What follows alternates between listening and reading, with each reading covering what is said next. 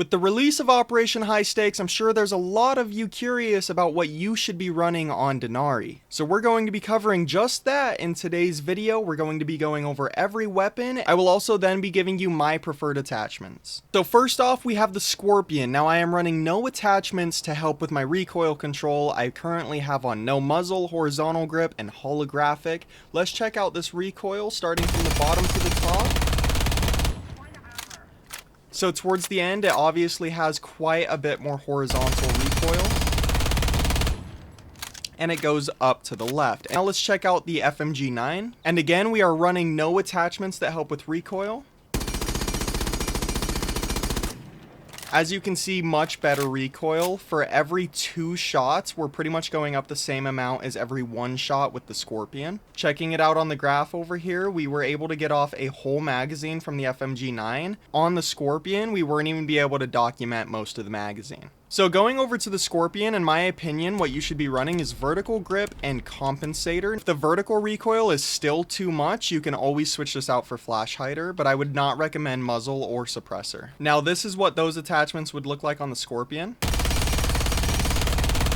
As you can see, this puts the vertical recoil much closer to the FMG9. Now for the FMG9, I'm going to recommend either suppressor or extended barrel. I have not checked the extended barrel stats yet, so we're going to be moving on to that next. Without a barrel, we are looking at 102 with 3 shots, which this would injure a 3-speed, and then 136 with 4 shots. This would kill a 1 and a 2-speed and injure a 3 armor. Extended barrel ups the damage by 4, so let's see if that changes anything.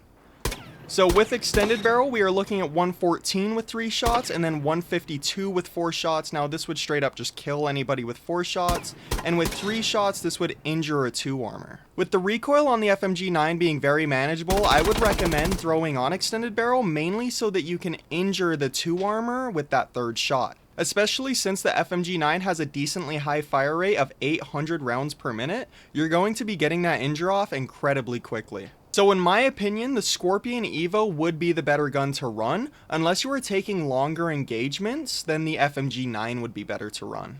So the FMG9 might be more suitable for you if you're playing on a map like Coastline or Cafe where you're going to be shooting clear across the map. Next up, let's talk about his secondaries. Now, right off the bat, I'm going to tell you, run the Glaive 12, mainly just because it's a shotgun, and this will help with more versatility. For the MK is just a pistol, you can't really do much with it. Now, you can run scopes on this. There are no ACOG, even though they kind of mentioned that you could run ACOG on slug shotties now, but it makes sense, it's a secondary. Anyway, so throw on a scope that you want. First, let's actually check out the iron sights. These iron sights aren't bad, but I probably wouldn't recommend running them because, let's be honest, why do you want iron sights on a secondary slug shotgun? Especially since you're not really using this to be killing in the first place, which we're going to talk about with the damage numbers. So the Glaive has 4 shots in a magazine, dealing out 47 per shot, which means you will kill anybody with 3 shots. As you can see, this is at 10 meters. Let's bump it up to 20 and check this out. At 20 meters, you're now dealing 28 per shot, meaning that with all 4 shots, you're going to down a 3-speed. So you would not even down a 2-speed or a 1-speed. Let's check out the destruction on this bad boy. It is honestly pretty good. It kind of just deals out the same destruction as any other slug shotgun, but that is pretty good destruction. Now you also can throw on grips. Now I would not recommend horizontal grip or vertical grip. I'm going to be throwing on angled grip. Now the reason that this is because you only have 4 shots and realistically you're just using this for setup anyway. So being able to have that slightly quicker reload will just help in prep phase honestly, so that's why I recommend the angled grip. And then of course, it's up to you if you want to run laser. I'm honestly going to chuck it on because if I need to resort to this Glaive, I want this bad boy up as quick as possible. Which that could be another reason to run iron sights, which realistically, you don't really need to be running a scope where you're mainly going to be using this for sight setup. So I'm going to keep iron sights on just in case so I can get this bad boy up as quick as possible. And they also allow skins, so make sure you're throwing on plasma pink, come on. Unless you want to run diamond, then, you know, you could wrap it in some tinfoil. Since we can't run as secondary gadgets in training grounds, let's talk about either observation blockers or deployable shield.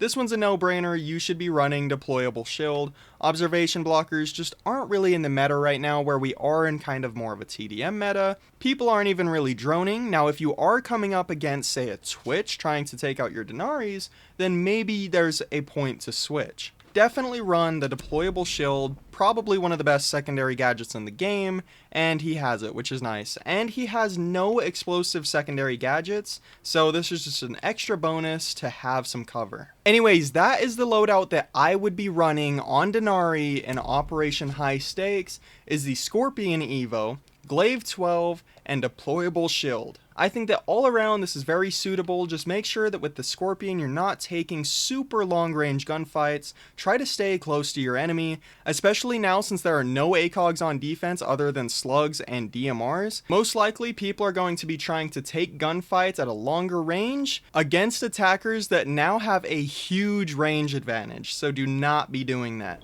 Anyways, I hope this helped for anybody trying to figure out the loadout. Stay tuned because we're going to have videos going over the new battle pass. For the next month or so, I'm probably going to be posting a lot of Denari setups for every single map. So stay tuned, make sure you like, make sure you subscribe, comment down below what is the video you want to see about Denari first. Anyways, peace out, be safe, and I love you guys. Bye-bye.